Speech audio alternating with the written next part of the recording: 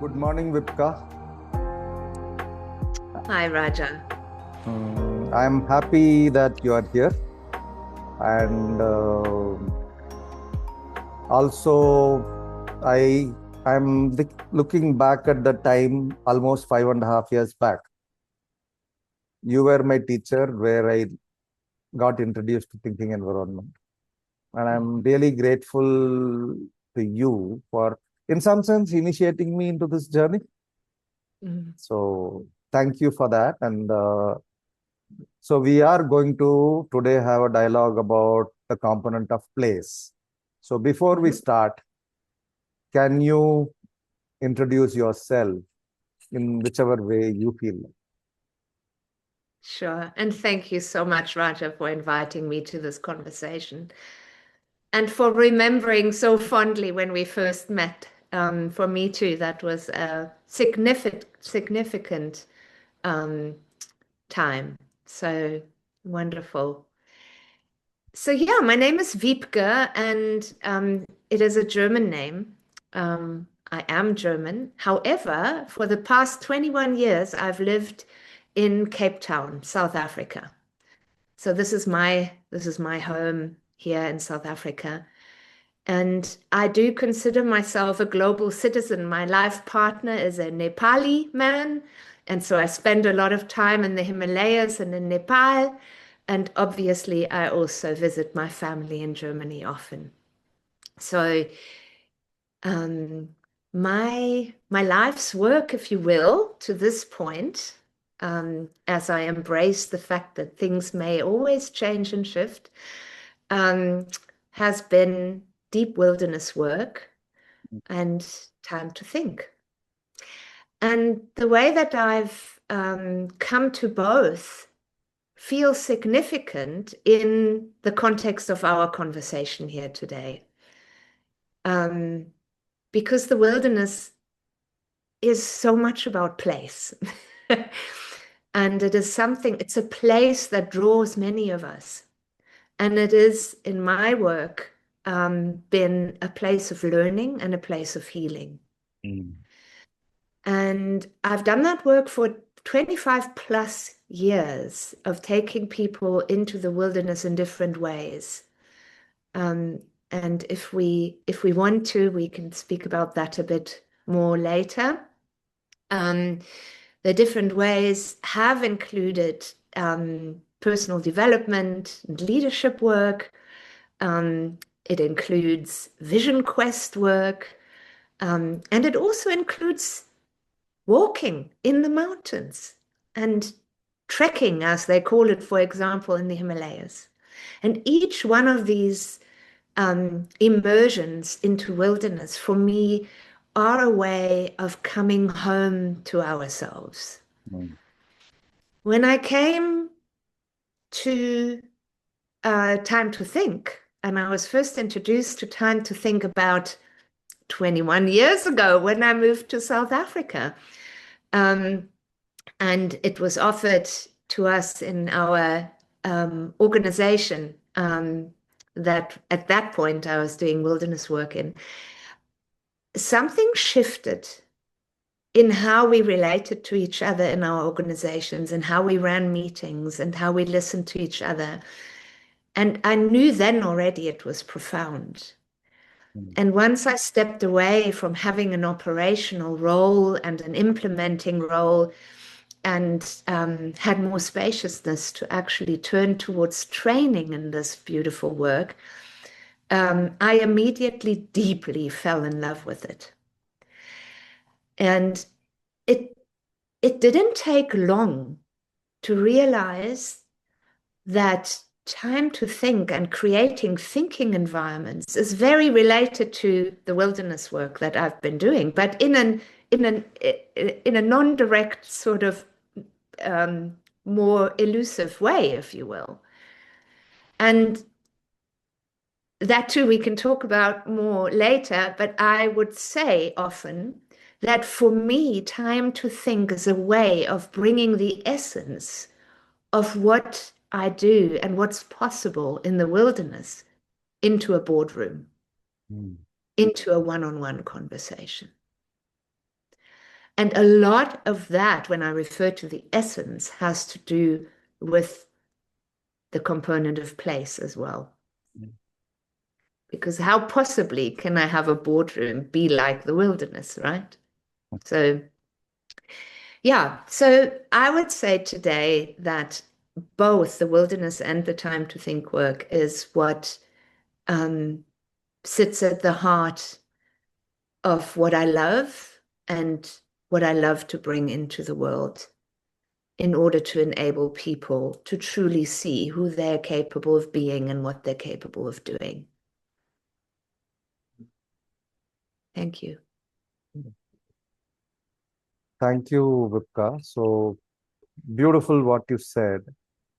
So first thing that came to me before I'm going to introduce the component of place and also kind of give a gist of what kind of things we might cover as a thought for the audience, but we will go very open in our dialogue, right? So if you look at, as you know, the definition of place is producing a physical environment, which includes the room, the listener, and your body. That says, and I think the most important is the last word, you matter. Yeah. And for me, you matter is all about I feel strong, secure, and safe. But you said in your introduction something beautiful. It's about coming home.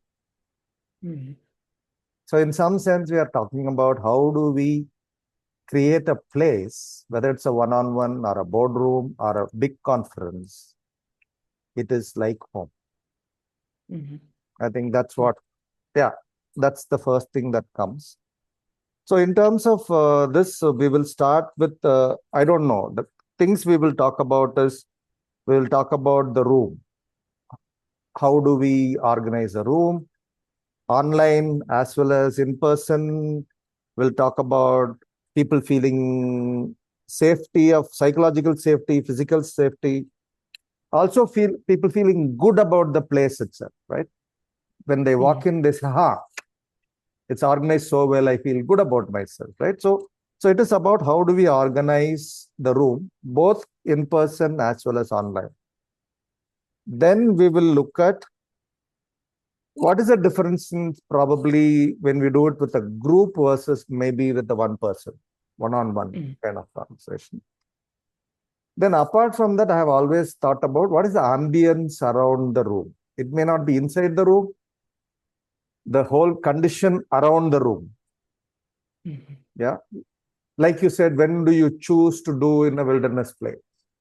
When do you choose to do in a hotel structured place?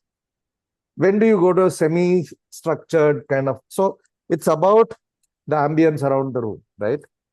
And then we'll also talk about the thinker and the listener.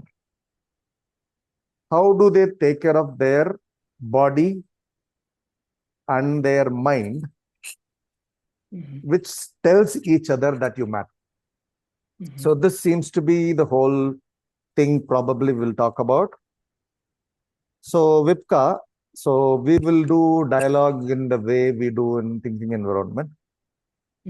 So the question that I have for both of us is, what are your thoughts about living that component of place in a thinking environment?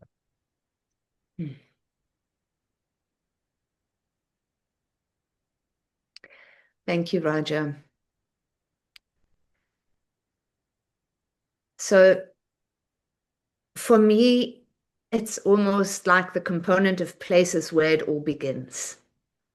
Because we are three-dimensional alive beings who move through places. And we cannot not be in a place and be creating a place for another when we interact.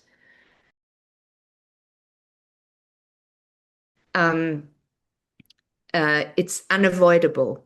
We are place and we offer place in any interaction. even with ourselves. And so I've learned that some people are more sensitive to and self-aware and aware about that fact that I just spoke about, and have different needs. And I've also learned how much can shift and change when I pay attention to place. To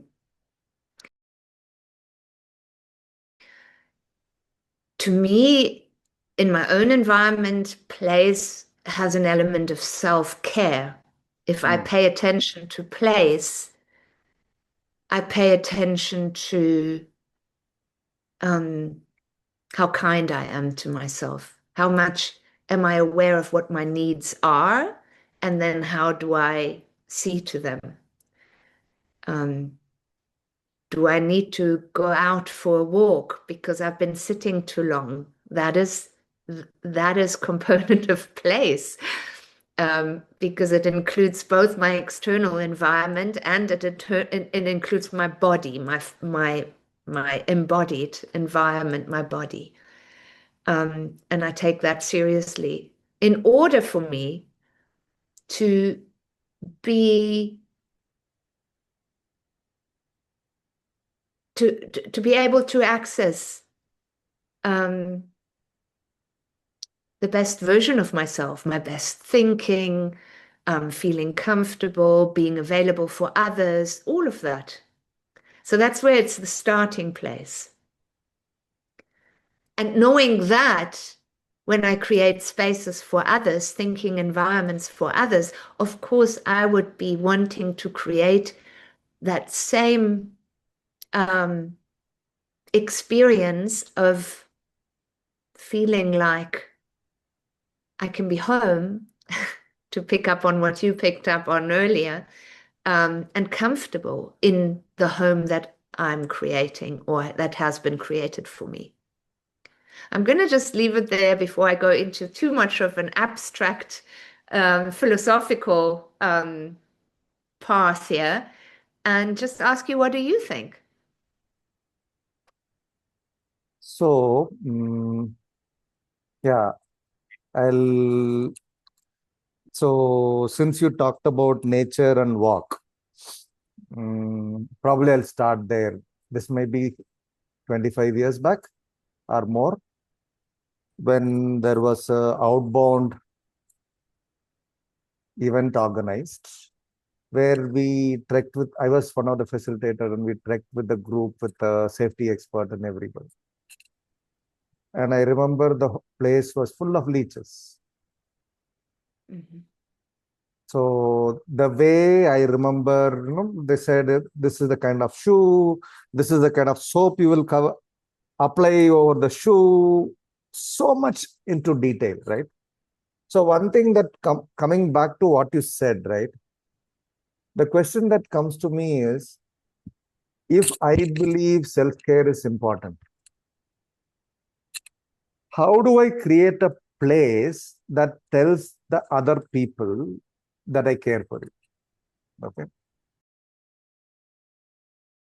So I'll just talk about few things that I take care of. Whenever it's a in-person workshop, I ensure it is not claustrophobic. There is enough feeling of space. And sometimes I have to negotiate with the client saying that I have this simple formula per person, 100 square foot I need. It's okay. So they will talk about cost, but I tell them, no, it is not. And then there are times some of the conference rooms in India are in basement.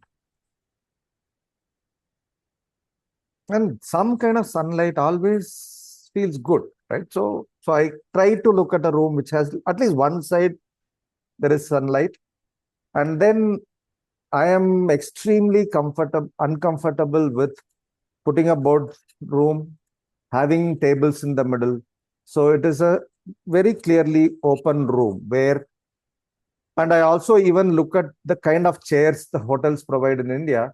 It is usually a chair suppose if it is a 2-day workshop, the chair will not have armrest. Mm. And I know I have experienced back pain because of sitting in that kind of chair for 2 days. So I insist that they get something with armrest and then have a very free kind of space, and even look at if it is a kind of a not in the office. In the office also, some of these things I'm able to ask people to give. The other thing I do is also the outside. There are times, if it is a thinking pair, like the way we do, or a dialogue, going on a walk for 20 minutes and having a conversation also is quite interesting. So even that I look at. And the other thing is, I ensure if it is a longish day, we have live counters of coffee, tea, juice, and food inside the hall. So people are not feeling hungry. And I can tell you one example which is very interesting. With this, I'll stop. I did a workshop in Egypt, and it was a 3-day, and it's first time I went to Egypt, so I understood a little bit of the culture. But we started at 8 and went up to 5:30. By the time it was 9:30, generally people will look at one side. Day one, I was very curious. And then I also noticed these are people, Egyptians, not the Indians in the room. So during the break, I just went and asked one person, what is happening? So he said, see, generally, probably we are not like the Indians who wake up at 5 o'clock and get ready. We are late people, we sleep late. And we have not had breakfast. And that is where by some time we are looking at it. And I ensured, talking to the organization, next day, walking in time, there was breakfast inside the room. And I think this is simple thing. So in some sense, I don't know, Vipka, in India, we say we take care of our guests at home, right? So it's almost like when we are talking about a thinking environment, if the other person is an wonderful, beautiful guest coming into my space, what will I take care? I think that's what plays for me in terms of external needs. What do you think? Yeah, thank you. This is beautiful. I'm going to pick up where you left off, just because I'm thinking one of the things that I always do when I create a space, and there are several people when we begin a workshop. One of the questions, not the first one, but that I will ask early on is, what might we need to know that, that will enable you to be here fully present? And sometimes in that moment, individuals will share what their needs are, and those needs are related to place. So that's where we'll find out that maybe there's someone who's got back issues, like you mentioned earlier, and they say, I want to, I might be shifting around a lot, or would it be okay if I sit on the floor for a while or stand, and those kind of things. So they relate to, because I can be ever so culturally aware, I still won't know what my individuals, participants' needs are. And so I will always try and make space for that. And even also say, look, my, and this speaks to some other components, but just to be aware that, even though it may be my biggest intention to really create the most welcoming space. So I may have put a flower in the middle, but then there's someone who's got an allergy and realizes that they keep sneezing, so I wouldn't know. So those are, they seem small things, but I could lose a participant or two unknowingly if I don't open the space immediately and say, please let me know what you need. And if there's, And I also, for example, often say I can get very excited at my workshops and I have high energy. And then I sometimes am unaware of a break needing to happen and so I say to people, please don't be shy to tell me when you need a break. I have I have planned ample breaks, but they might not be at the time that you and your bodies need them. Those for me speak to the the sensitivity to the individuals in the room. Um, I also have a funny story to share when you're talking about boardrooms and hotel conference rooms. I I um I once worked in a room where the chairs were bolted to the ground and so they couldn't move the chairs. But it was a situation I couldn't remedy because it was just what I had to work with. But just to say, like that, chairs that are bolted to the ground and a table in the middle that was also bolted to the ground. So an interesting arrangement where when you think of the component of place and um, that might not speak to everyone's comfort, and certainly not to the component of place with regard to us not really wanting to have tables because they create a barrier between us, and it's kind of like something to hide behind as opposed to really, really being with each other in a circle, and being able to move around in different constellations. Um, yeah, what do you think? Yeah, so I was remembering based on what you said about the chairs. One of the things I'm realizing in recent times is that I like the room temperature to be 19 or 20.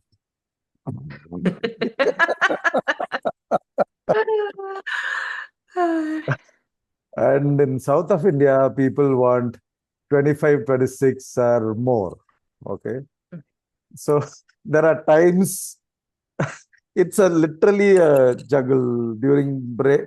I have to make the hotel switch off the AC and then I start sweating and so it's fun.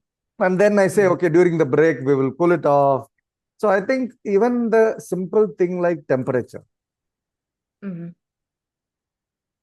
is a very important thing because people are used to a different kind of temperature.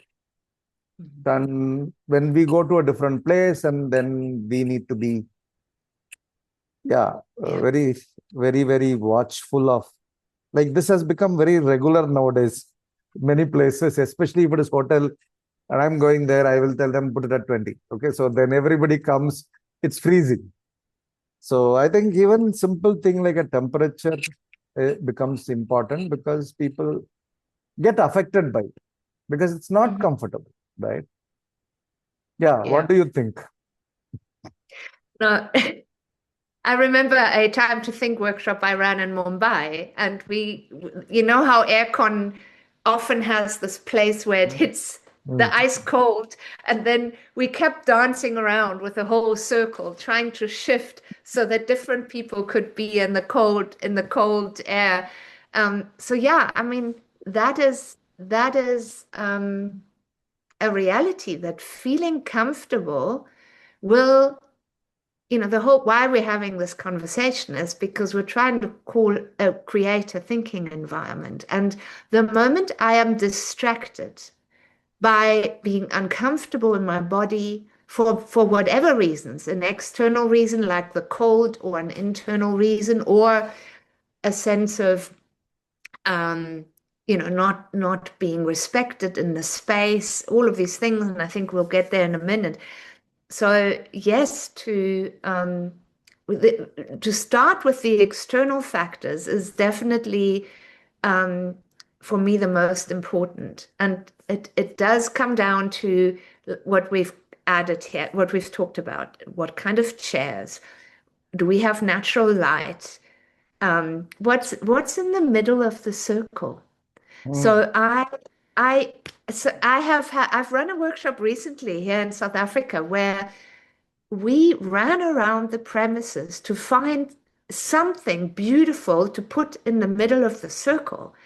Um, and we ended up finding a plant outside in a heavy pot. And we carried it, two of us carried it up. And it ended up being commented on so often because it is a place that that created peace and a sense of like where my eyes can rest. Um, yeah, and it's something that's alive, that's alive and beautiful, especially when you're in meeting rooms or training halls, etc. And when I ran a Time to Think workshop in Nepal, I entered the room and it was beautifully prepared with the plant in the middle, etc. And they were all pillows. And to the point of how do people most comfortably sit? And there, it was me who's like, I'm not used to sitting for a whole day on pillows on the ground. So I had to manage and obviously I didn't want to sit on a chair and everyone is on the ground. That doesn't feel right either. So I got myself comfortable on the ground in different ways. But so we ran the workshop on the floor with pillows, you know. So yes, it matters tremendously. Um, and then maybe one other thought about the wilderness, because you brought it in earlier, just as you spoke about nature walks. For me, something very interesting happens when I run programs in the wilderness. And, you know, I don't run explicit time to think programs in the wilderness, but I'm, as a practitioner, always trying with all my awareness to be the 10 components. And in anything I do. And when we sit in circle in the wilderness, there's something that nature and being in nature does that's around calming our nervous system,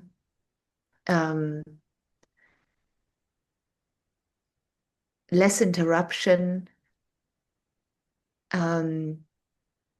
yeah, a much deeper awareness of each other, because often we're the only people for miles and miles and miles. And so there's a sense of, here's my tribe, here's my family. And so there's a deep, the homecoming in community, if you will. And then, so if that kind of place can be created in a boardroom, you know, and if you think of a one-on-one, it's as you are leaning against a tree, a big old tree. You're leaning against it and you're sitting there still. That sense of I'm being held, I'm home. That's what I'm trying to create. What do you think, Raja? Yeah, so I have heard stories of, I don't know whether those kind of practices exist in India anymore. I think in ancient times, people near a temple sat under a banyan tree and they just spoke through the night with no agenda. And that's what's supposed to be dialogue. And everybody spoke, whatever came to them. But the beauty is the whole place, in some sense. I think you said it beautifully, right? The place is all about people feeling that I am being held. Yeah. And it may be the physical environment, it may be the people around, it may be the psychological environment. I think it is all about people being held, not just the room or the space, the people. I think if you're able to create that kind of a place, then I think people are able to flow and people are able to be themselves. I think that's what it is. And uh, one more thought it came, I'll just tell you. I remember maybe, I don't know how long back, maybe 4 or 5 years back when my mother was alive. That was the last trip I took her to the village in Kerala where we used to live. And it was a long 10-day kind of a stay. So I walked in the tea gardens. Okay. Totally undulated. Next step, you don't know whether you'll fall. Okay. So, but that is the place I came from. I'm not joking with I felt the thought that came to me is my leg knows this land. Okay. When I came back to Bangalore after 10 days, I realized I don't know this land actually. So I do not know whether it is the history or I don't know what it is. Something about that land, even though I have not lived ever there, right? I lived 8 years there. Then I used to go for holidays, but then I lived 6 years there. But somewhere it felt like home. So, yeah. What do you think, Pupta?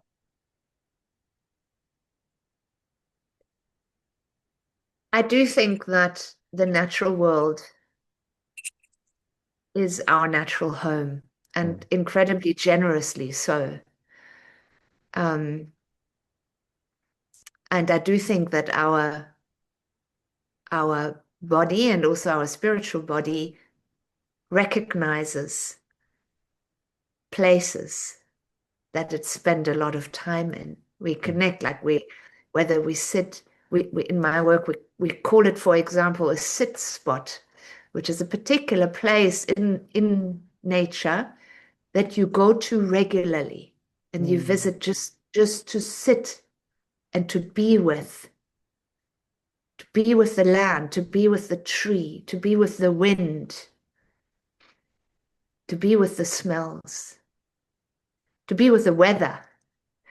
And that um, becomes part of us, mm, becomes mm, part of who we are, and it becomes part of. So when you're describing this, like coming home, your feet knowing the ground, um, certainly. Um, so I think there's the specific knowing the place that you've described, and then there's the generic when I'm in nature, there's there's a recognition mm, in our souls. Um, I often say, look, we're also animals, right? We mm. just have a big brain and we use it often way too much.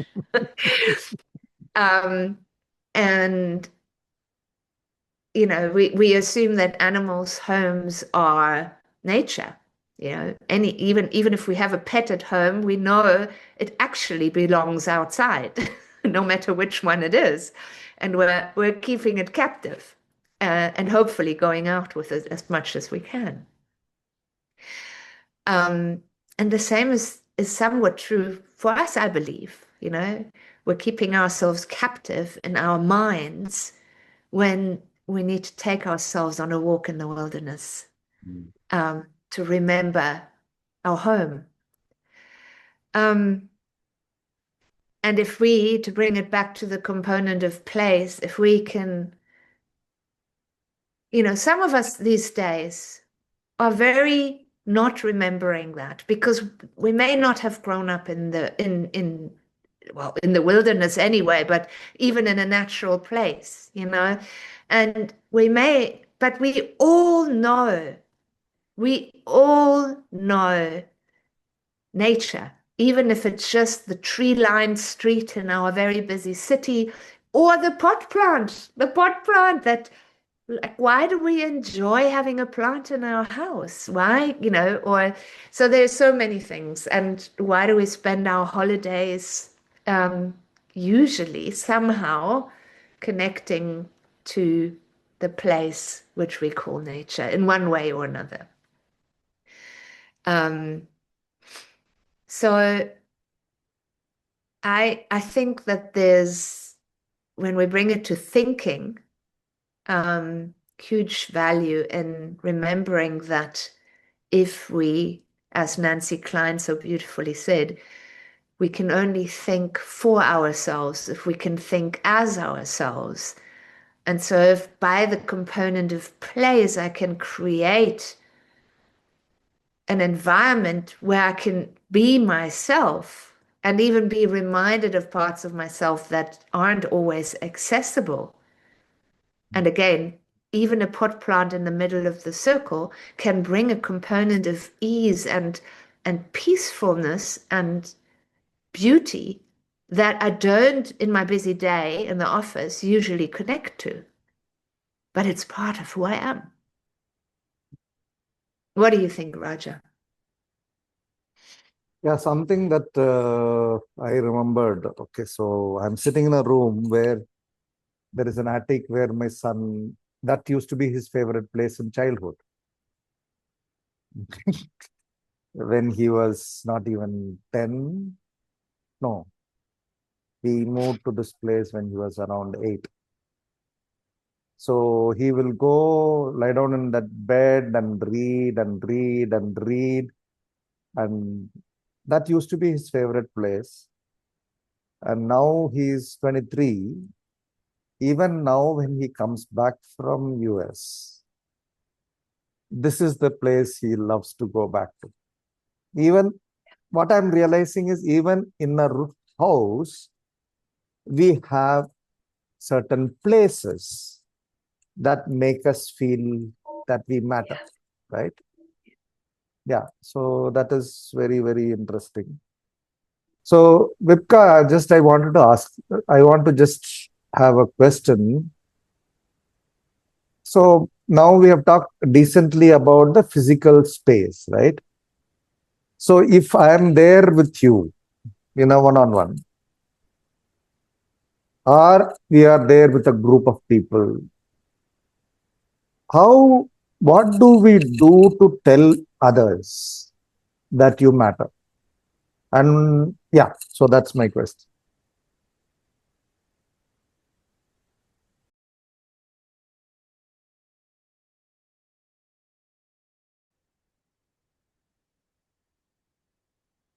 So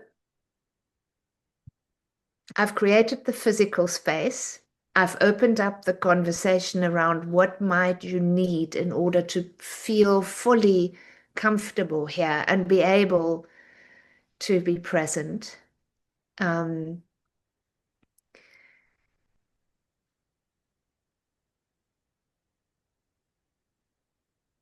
and then it's about, I mean, that's where I'm thinking about the interconnection of the components again, because the component of attention comes to mind, which also is the place of my body. Like, how am I physically being present to have the other know that they matter? And the component of attention, and for example, me looking away while I'm talking to you might not give you the sense that I'm really invested in this conversation and that I'm actually distracted. And the same would be true if you did that as my listener.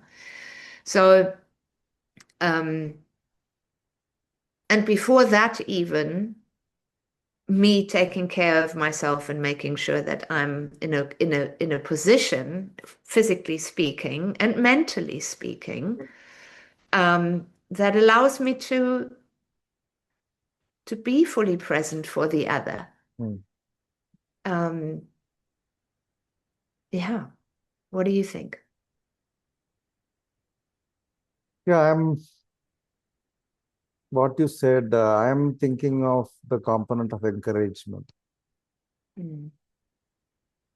So many a times, if I am you are thinking and I'm listening, in the kind of worlds we have lived in, I start judging your idea as not better than my idea, right? And many a times I have seen people know it. The other person knows that you are not encouraging them by getting into a competitive mode. And that, in some sense, tells them when we get into that kind of an internal competition in our head, also, not even saying anything, in some sense, we say, I matter, you don't matter. Mm. So, since we come from so much of world of competition, the whole world, to really say in my head, when your other person is thinking and I'm listening, that your thoughts matter at this point of time, even if we have the greatest idea in the universe, that doesn't matter. I think communicating that through our body language, right? Mhm. That really tells the people that they matter. And I have seen many times, have been able to do this even with much younger people, when they think this is an old man who knows everything. But the moment I bring that behavior, they just think, because they know they matter and I don't matter in that moment. Mhm. Mhm. Yeah. What do you think? Yeah. It's also a beautiful paradox. I'll just finish. Being a good listener is about saying that you matter. I also matter, but not necessarily that much. It's a kind of a paradox, right? So, yeah. So, what do you think, Vipka? Well, I think we all matter, and I think in the thinking environment, sometimes my thoughts don't matter as the listener, but I still matter. I very much matter, and I think that's an interesting distinction to be aware of. And that has me go into other components, because if I notice that, you're saying something that deeply offends me, and I'm no longer able to hold, the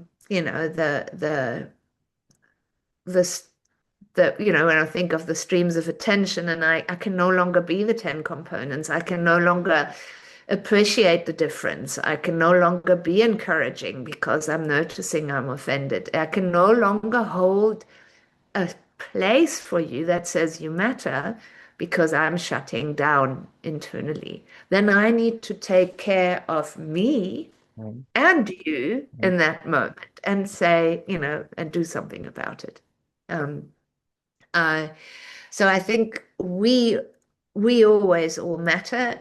Our thoughts, not depending on the thinking environment I've created, especially if it's a one-on-one. Um, uh, they still matter. My thoughts also matter, but they don't need to be spoken necessarily. And that is the key here, is to create that environment and keep that environment that says we all matter equally. Um, yeah,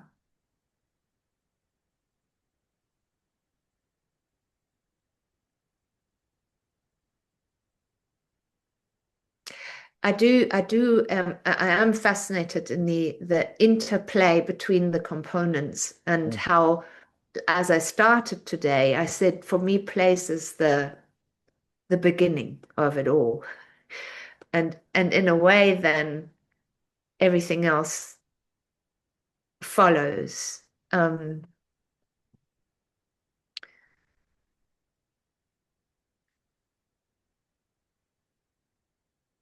yeah.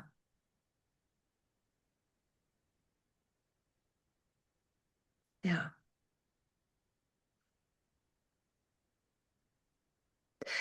It made me realize also we spoke about cultural differences earlier, and I was thinking about, I brought that example of averting my eyes while you're speaking to me or while I'm speaking to you. And it makes me think of here in the African context and in many of the African cultures, and I don't know how it is in India, but a younger person shouldn't look into the eyes of their elder. It's not respectful. Um, and so there's a whole other cultural terrain as to how to create an environment that says you matter Mm. that I know very little about. And so, those are also the things that need to be spoken about and addressed at the beginning of any kind Mm. of work with people. Mm. What do you think? Yeah, I think what you said, I think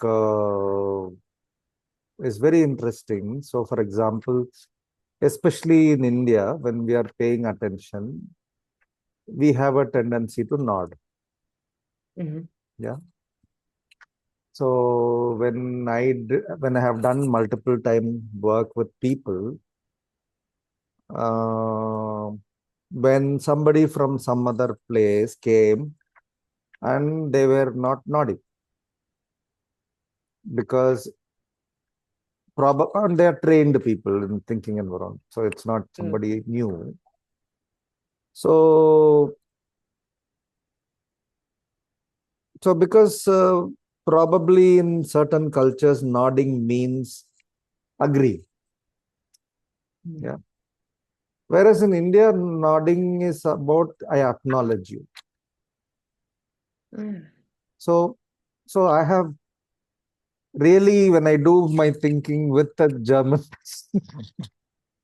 versus Germans are even easier. There are some other cultures where you have to keep it straight because see, component of difference is it's not about what I believe, right? It's about saying you matter, even the way I pay attention to you. Mm. So I have heard some of my Indian colleagues saying that, yeah, when this person did pay attention, it felt very plastic because that person did not nod or did not smile. It was poker face, straight, right? So,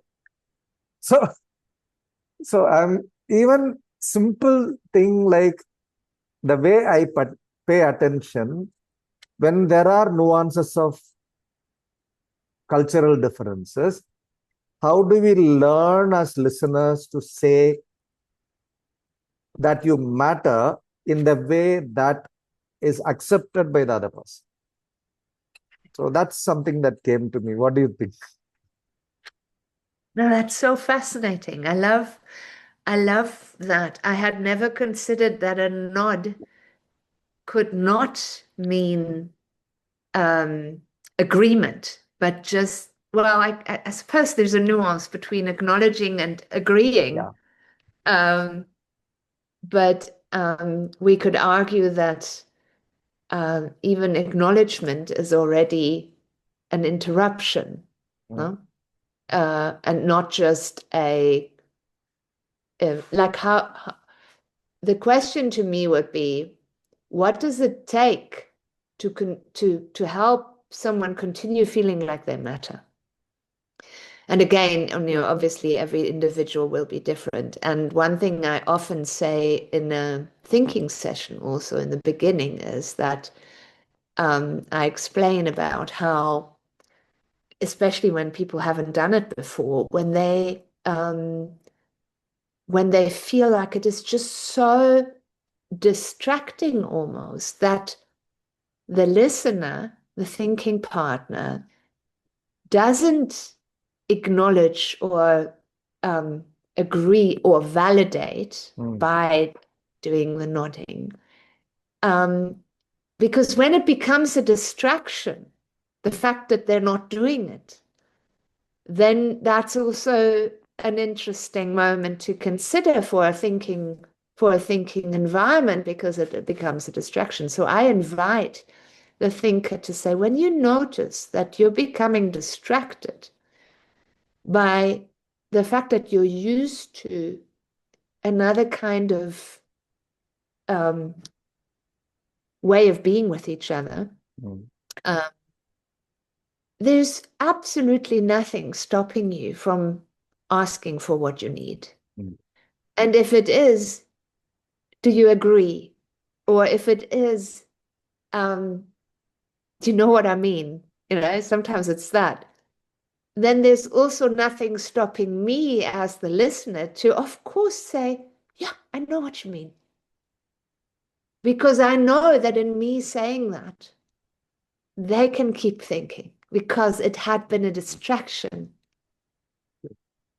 Yeah. And that too then means I matter and my needs matter as a thinker. My need is now to be validated. Yeah. Okay. Well, let's see to that. Um, yeah. So Mm. what do you think? Yeah. So the other thing that I have heard, probably I'll bring interesting things. Uh, not sometimes, at least when we do the work of helping people to become thinking partners, we say even taking notes is a disruption, right? But I've seen some people are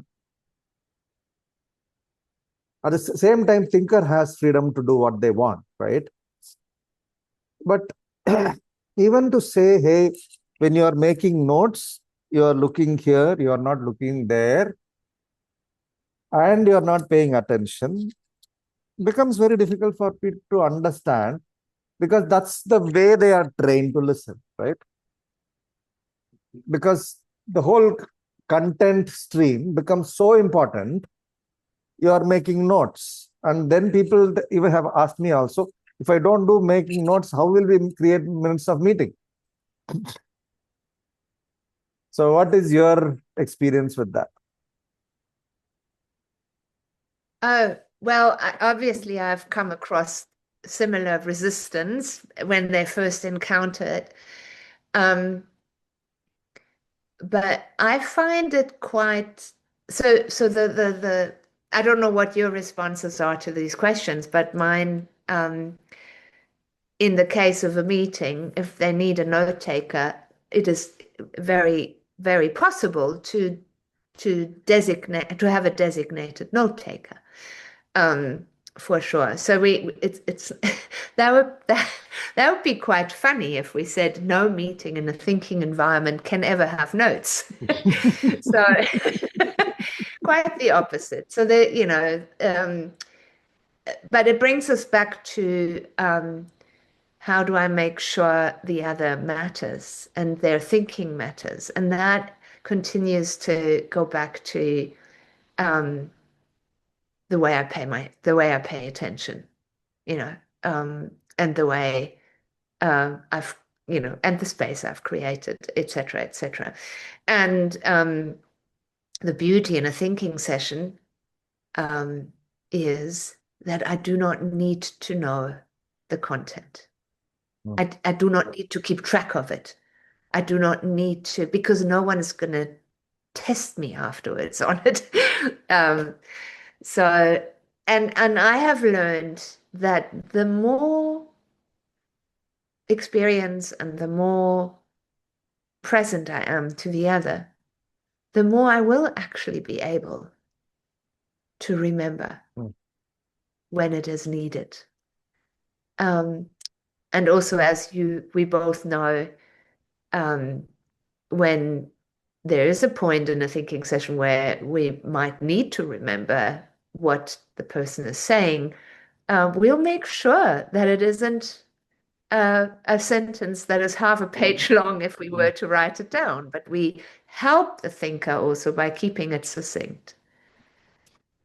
Um, and, in a way, even that act is saying you matter. mm. Because I know by asking you to shorten your sentence, if it was to articulate an outcome, I'm also helping you to to think well about what it is that you want to think about.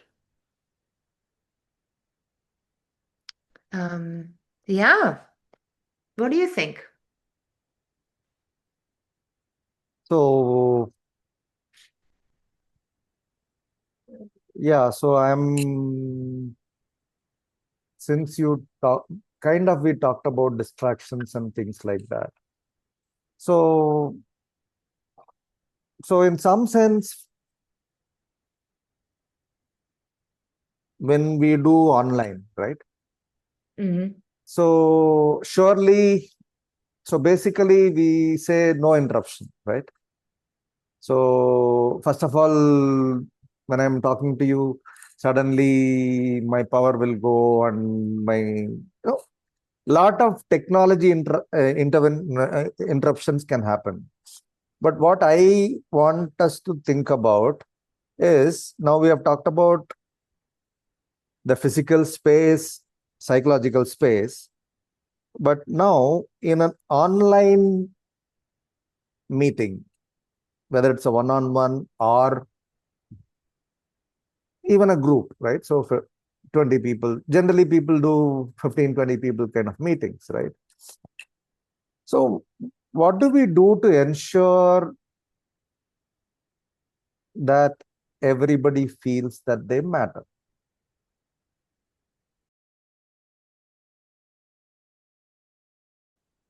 What do we do? What do we stop doing? I so I have a lot of online Yeah. experience as and um, let's start with place, the physical place. So that's already a weird concept, isn't it? Because we're not actually sharing a physical environment. So it means I have to take care of my physical environment, and you, if you care to, as my, let's say, participant or my thinking partner, do too. But my responsibility as a time to think practitioner, teacher, consultant, whatever it is I do, is to make sure that my space is saying you matter. Now, you will see that I might have a different idea of what that looks like than you. So I, as you can probably tell, and I'm not shy to admit, I'm sitting in my kitchen. Hmm. Um, I do that consciously for many reasons, and I think it's important to quickly talk about it. The one is that I really love my orange wall, and I think it's a nice orange wall, um, and the green plant. And it's the colors of India today. I've just realized. So that's white, green, and orange. Beautiful. Um, but but I also, and I don't blow my background. And I do that because I want to say, I invite you into my space. I want you to know that it's not just me with a blurry background, but it's actually here. Welcome in my space. Yeah. Um, and then of course there's the piece about how am I in the image? Am I, am I here and way too close and personal? Mm. Or am I somewhere here and it's hard to make out who Yeah. I am. So there's that piece. Um, and then there's light. Yeah, and I think we all have experienced people online who have the window behind them, and then it's just we can't even see them. Things like that. And it's interesting how important all of that becomes because we only it doesn't matter. I'm wearing my what do you call it? My house slippers here. If we had met somewhere in a meeting, of course I would have had nice shoes on. So you know what I mean? So it's interesting how we need to take care of the top part of our body when we're online.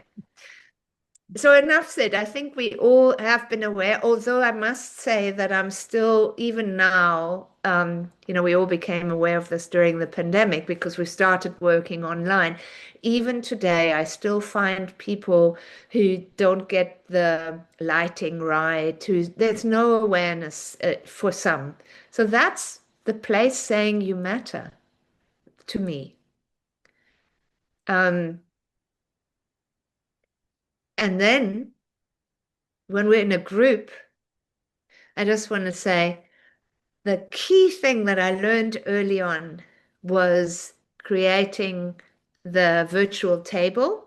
Mm, So, depending on who's there, and usually I know who's there, to make sure that people know where they sit. And what this looks like is that I personally hand draw my circle, mm, even now still. mm, I know many people use a beautiful picture and make a PowerPoint circle. I still draw it with my hands. mm. Oh, in fact, I can even show one Yeah. from a recent workshop I ran. Looks like this. Mm, It's mm. probably not my most beautiful version of one, but that's one. And then I obviously make it into a document, and I share it earlier, Mm, and then I share it at the beginning, so people know where they're sitting, and that creates ease, but it also creates a virtual space. mm. We're sitting around a virtual round. We're sitting in a virtual round circle. I've got much more to say, but I'd love to hear what your thoughts are at this stage. Yeah. So I think if I have to tell during pandemic, I remember when we met you, it was second wave of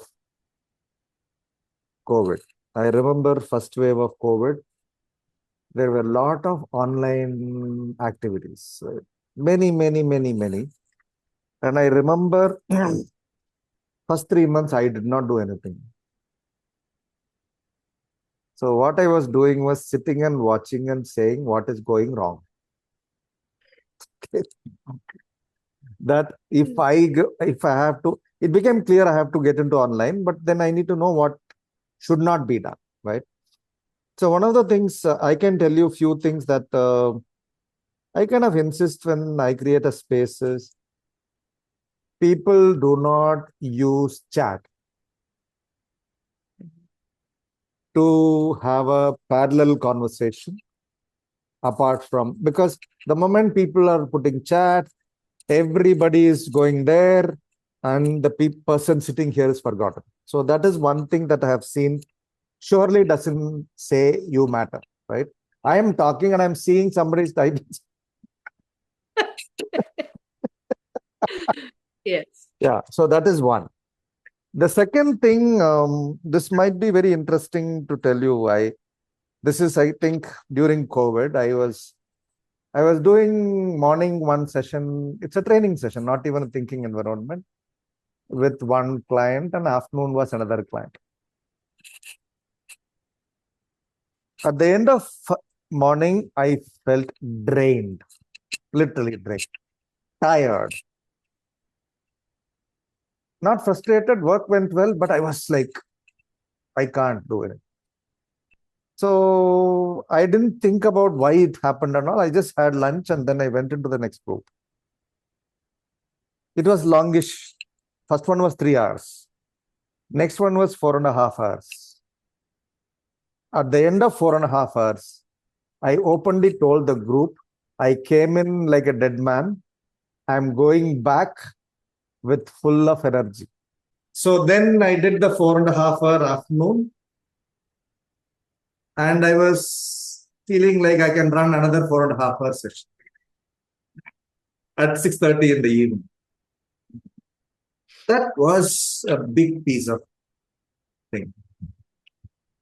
I can tell you, Vipka, the difference is only one thing.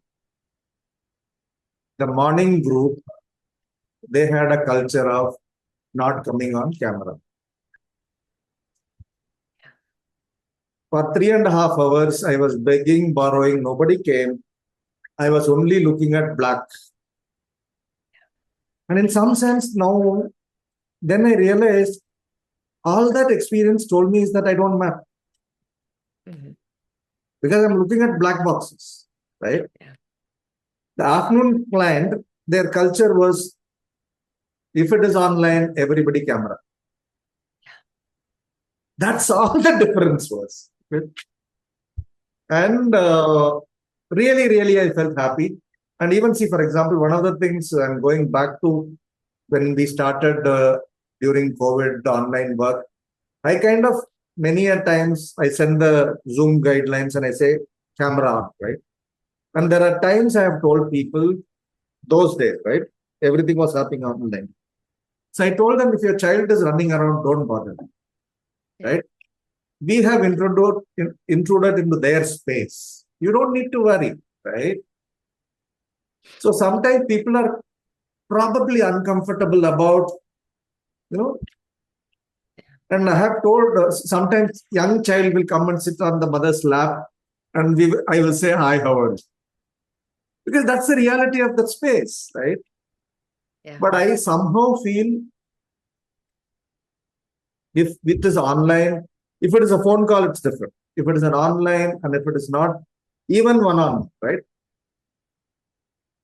I don't know. I'm very strong believer that if you can't go online, don't use Zoom, don't use Teams, don't use anything. Use phone call. Yeah, yeah. So yeah, so I will stop my rant. What do you think? Yeah. I want to add another thought that came to me now, um, and that is about sound. Um, so in the online spaces that I run, I ask everyone to unmute themselves because there is a strange unspoken rule, it seems, that everyone mutes themselves all the time. Um, and when I talk about how do I matter, uh, for me, it also means that when I want to speak, I want to speak. I don't need to first press a button to speak. I mean, and obviously that also creates a lot of interruption because so often the people forget, and then you have to tell them that they are mute, and then uh, and that speaks to the similar example of what you said about the child running through the screen or waving. I don't mind if someone needs to cough, they need to cough. So I just think that that is creating a natural environment unless there's like construction next door and the obvious reason why we even have the mute button. And then another piece about creating a place where that says you matter. Um, and you spoke about not having messages, and I think not using reaction buttons. The thumbs up and the hooray, hooray, and the hearts and the yes, everything. Because I mean, it seemed as we are both thinking environment practitioners, it's obvious that we wouldn't want to do that because not only is it an interruption, but it's also an encouragement of the sort of leading someone along potentially to keep going when maybe they didn't want to. But the other thing is the raising the hand sign when someone wants to speak, because even in a three-dimensional space, in person, I would always tell people not to raise their hands when they want to speak, let's say in an open discussion, because it is an interruption. It means I already know what I want to say and I'm not really listening to you anymore. Therefore, to our conversation today, you don't matter anymore because now I matter with my thoughts. And I wouldn't want to make anyone wrong because people have gotten used to certain things. So just to explain that we're going to do it differently, and explaining then why. Um, so those things also come to mind with regard to the online environment. What do you think? So I'm also thinking of a funny thing that used to happen with my machine. So previously, now it doesn't happen. I don't know. I asked somebody to help me out. When I speak, I use my hand a lot, right? Suppose I say this, balloons will go behind me.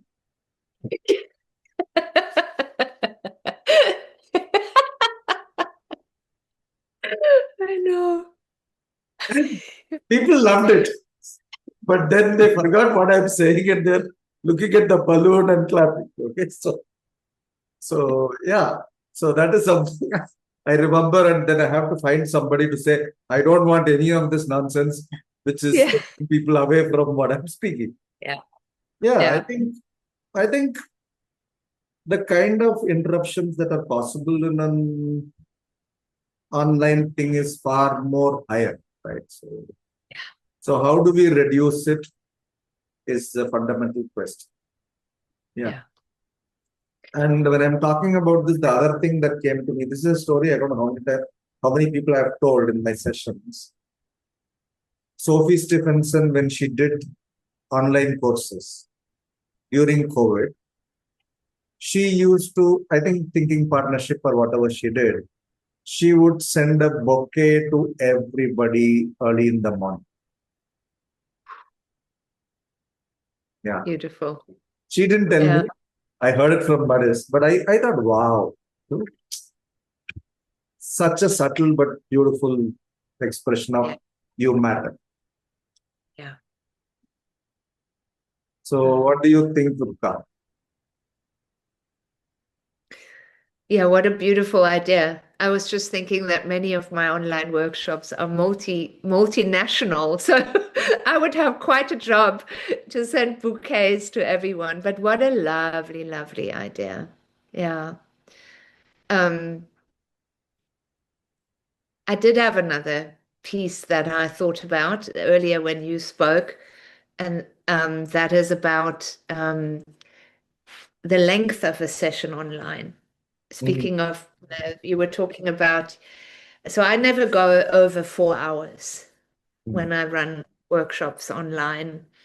Um, I don't do a whole day, even though one can do big breaks in between. I feel that it's just too much for our bodies and for our um,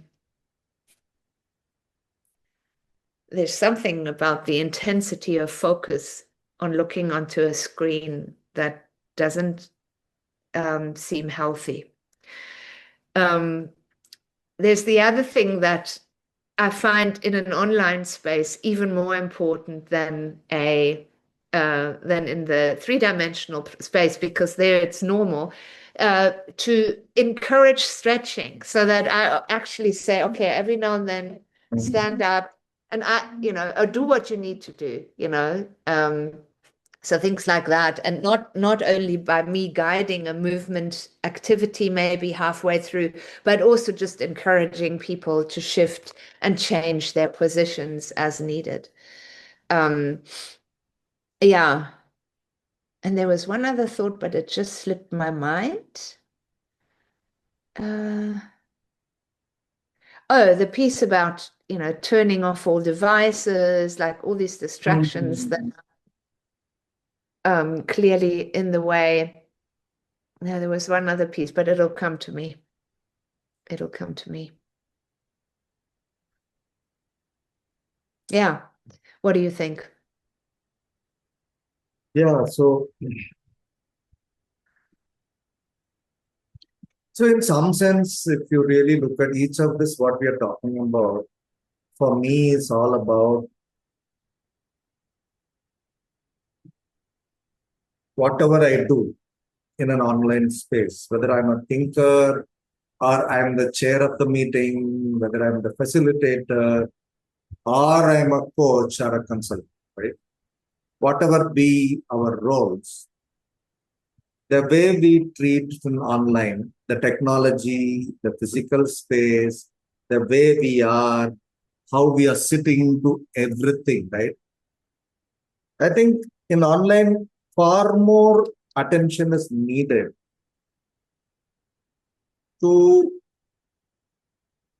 not give any signal of you don't matter. Mm. I think more than you matter, like like you said, no. Suppose when I'm talking, I'm switching off this. That's all I did. But I have told you, you don't matter. So, Yeah. or for example, I'm sitting today. The temperature is very high, and there are times the fan is not, which is there here, is not enough. Then I have to reach and do something like this. Then in that moment, I have see if I take permission and do it, it's very different, right? But sometimes we don't even take permission because I have to say I matter because I'm feeling hot. So I take permission from you saying, hey, I have to increase the fan or I have to move the fan. So that is one thing that came to me. And apart from that, I think, Vitka, one more thing, especially in online, right? The question we ask, right? Or whenever we, I think you also do, whenever we send a mail, we tell them next night, this is 90 minutes, have your coffee, have your water.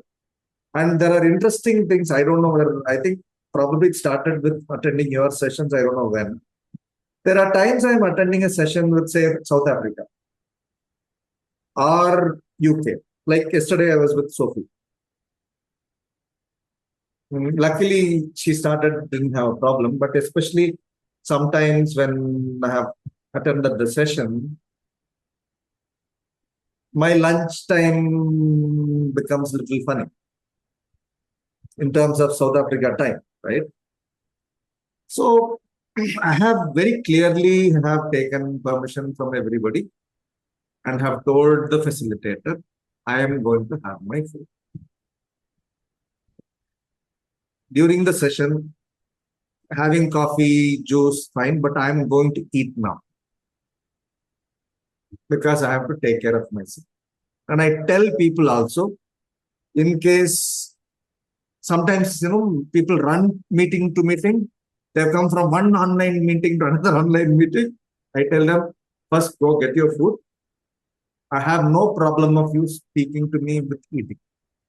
I think this is something I I think it's very, very, it's not about social etiquette. It's about taking care of one's own body. Mhm. Yeah. So what do you think, Vurka? I've got two other thoughts still that come to mind, and I really love um, where we're taking it. So one is in an online space, I will always open the Zoom room 15 minutes early to allow for those who would like to arrive and have a cup of tea with me, etc., whatever they want, but to kind of bring a similar feel in as to if we had a workshop, and clearly some people would arrive early and that's the time to chat with each other. That is creating place as well. And I will keep the room open afterwards for 15 minutes if people want to stay and ask or like just somehow want to hang out. If no one wants to hang out, of course, I'll close the room. But otherwise, I always say I'm still here. Uh, yeah, so if anything is still wanting to be discussed, or even just something like a chit chat afterwards, as you would have in a normal workshop. So that's component of place. Um, the other thing was today I can't keep both. I can't keep two ideas alive at the same time. um, Let me think.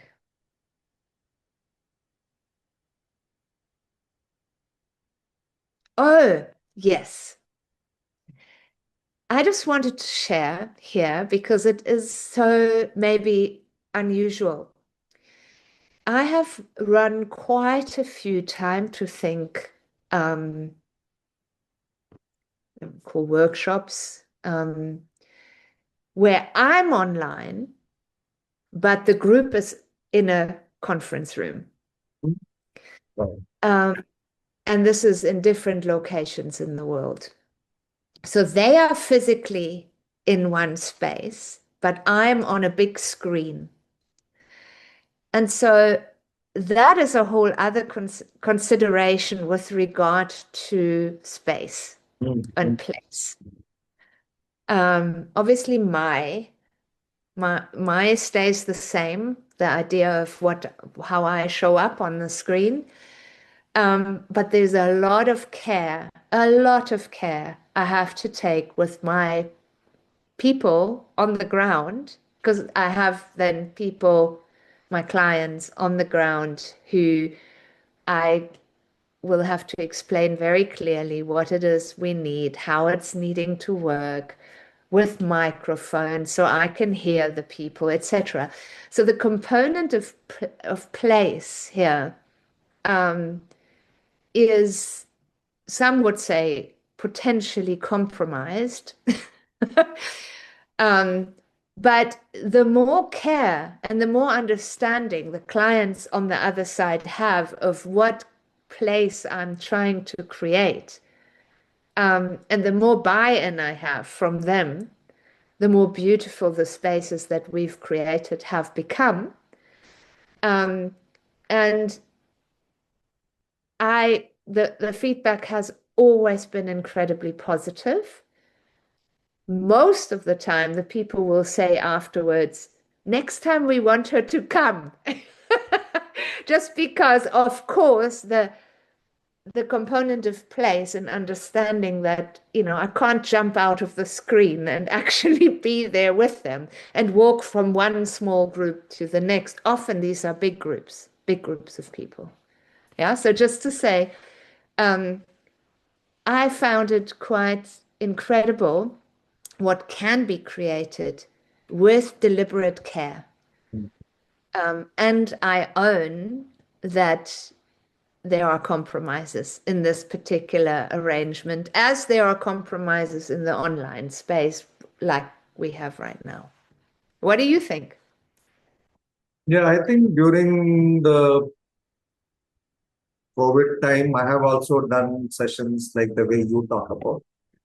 Mhm. So like you said, I have really taken care of is, and once was actually a group of some 30 people,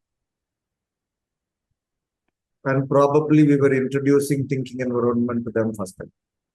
Mhm. Yeah. So lot of pre-work has to happen Mhm. in terms of how the room is going to be organized, how the sound is going to be managed, right? And how, if it is anything more than 1.5 hours, how will the breaks be organized? So I really have long checklists now, which can scare my clients by saying, take, have we taken care?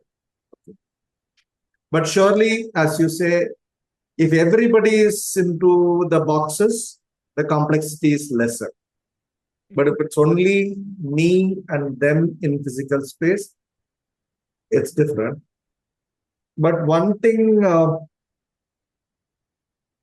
have told no to, I don't know, I should ask you about this.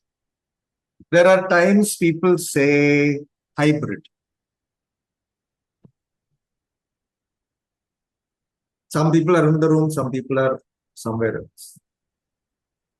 And if it is a meeting, I still think it is possible to manage. Mhm. Yeah, because big screen, those people are there, we can still pay attention and work with it. But if it is a workshop, I did one for a management institution in India in the class, and that also the class was like the classroom. Okay? But finally, they were happy and all is fine, but they were like this. And they said 6 students are behind in the screen. So, so I have to tell everybody, even look back and tell these people, Okay, I'm not going to be able to give you attention because I have to look at this side, or will I turn and look at this side, right? So, so after that one experience, I have very clearly, if it is a teaching training, if it is hybrid, I refuse Mhm. Mhm.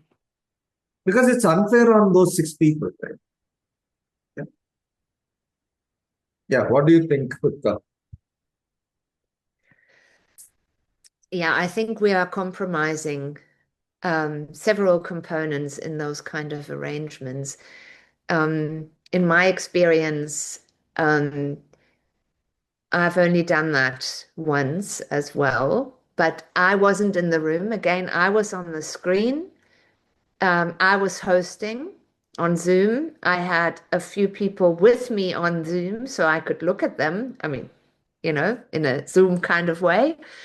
And I could look at my audience that was in the room. And then I could do breakout groups parallel to, but I mean, it's, yeah, I mean, it worked, but then they got kicked out because it was also in a geography that didn't really support internet too well. And so it is quite a, I mean, I think it would be hard to argue that you can keep the 10 components fully alive throughout. And and then it's always a question of, do I still want to do it because there'll still be some benefit, Yeah. or do I find it too compromising? Um, and yeah, so far I haven't had such a crazy proposal that I've had to say no.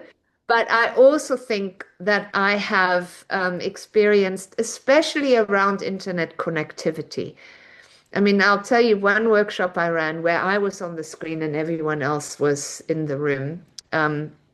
I I got kicked out towards the end of it, and we couldn't get me back in. And then I was on WhatsApp with my client, my partner client on the other side. And then I said, okay, now you're gonna ask them this question. You're gonna give them, like, I basically gave her instructions, just to at least bring some sort of closure without, even seeing what was happening in the room. So um, when we rely on technology, the component of place will always be a bit hazardous. Whereas when I'm in a room with everybody, I have much more control over it. And then we spoke about the parts that still are potentially, well, they are out of our control, which are the individuals in the room, with their needs, um, and wishes and desires, that I can pay attention to as best I can, but might still miss here and there. What do you think now, Raja? So I think what you spoke now seemed a good summary. Okay. So let us appreciate each other about the quality that we see in each other in this conversation. I think the quality I want to appreciate in you is the deep connectedness you have with nature. Thank you. Thank you. What I want to appreciate in you is, and this comes from an adventurer, the adventurer in you. I see you being an explorer and a courageous adventurer in this work and in life. So I really appreciated today's conversation, and I hope we'll have many more. Thank you, Roger.